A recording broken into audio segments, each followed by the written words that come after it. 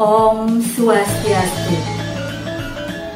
Punapi gatra letalit sareng sami dumugi setate kena rahayu nge kecunduk malih sareng Bu Eka. Rahinane mangkin Ibu jagi ngicen materi basa Bali. Sedurungnya nih miring uratian dialoge puniki. Adit, tulung ajahin Ibu guru nganggon komputer nge. Ampura Ibu, tiang ten bani nyanan ora hanget tiang ngentungang uyah ke pasih. Nah, alit-alit sareng sami Ibu guru nunas tulung mangde Adit ngajahin nganggen komputer. Tunak mudiang Adit ngentungang uyah ke pasih. Nah, sani mangkin durusang alit-alit teh rarah sukseman dialoge punike.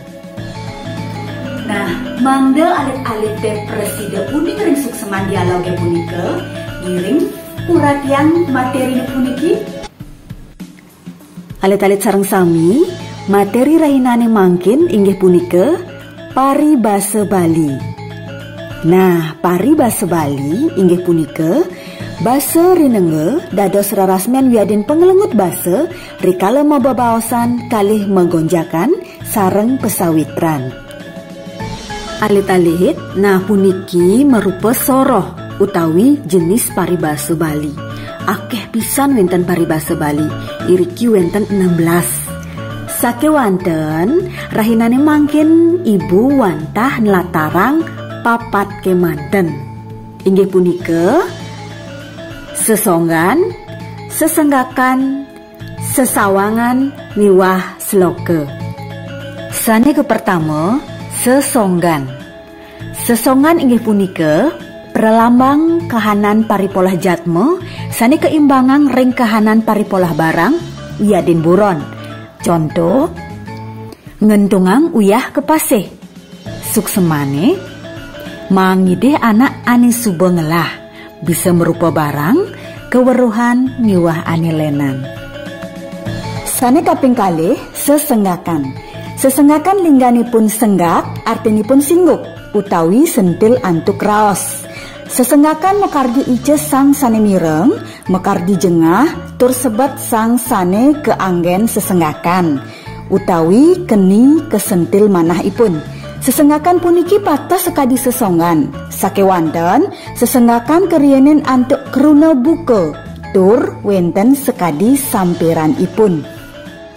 Contoh sesenggakan, buka baten buluane ngelintik tuah abesik.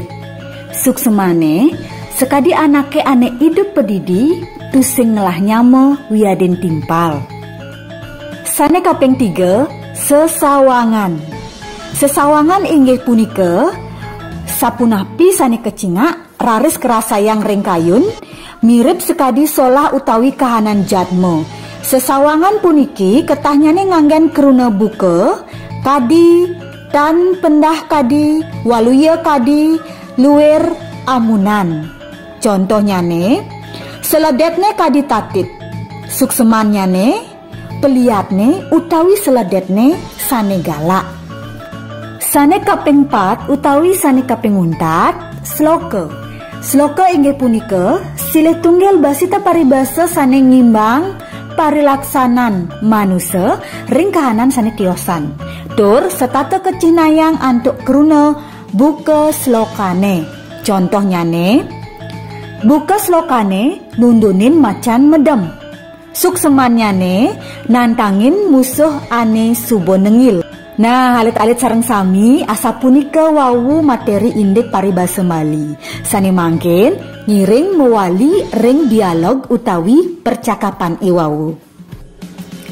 Yening uratiang dialog utawi percakapan puniki nganunti ring sejeroning paribasa Bali.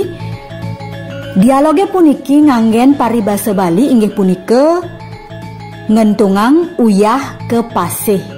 Suksemanipun mangideh anake ane subengelah keweruhan. Nah, alit-alit sareng sami napi mawinan Adit mau sang kadiasa punike. Nah, santukan Ibu guru sampun akeh ngicen ilmu utawi keweruhan ring Adit. Punike mawinan Adit kimud. Jagi ngajahin ibu gurune komputer. Ni kemawinan adit nganggen paribase ngentungang uyah ke pasih. Nah, alit-alit sareng sami kali mangkin sampun tatas kuning nggih ring paribase Bali utamanya ring 4S. Sesongan, sesenggakan, sesawangan, taler, sloke. Nah, mangde alit-alit preside uning ring contoh-contoh senetiosan, alit-alit preside wacen ring buku, taler preside ngerarah ring internet, sampun akeh pisan contoh-contohnya nih.